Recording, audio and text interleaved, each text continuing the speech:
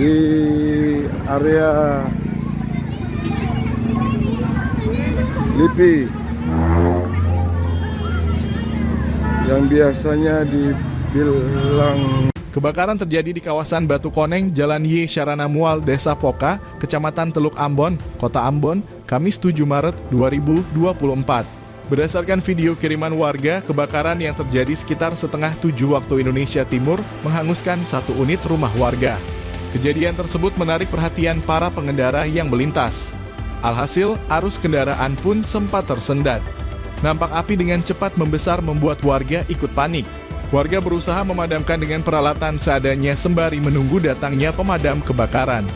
Warga pun bahu-membahu mengevakuasi harta benda. Informasi yang diterima tak berapa lama kemudian, hujan lebat turun dan menghambat api rembetan api. Hingga berita ini diterbitkan, belum diketahui pasti penyebab kebakaran dan jumlah kerugian yang ditimbulkan akibat kejadian tersebut.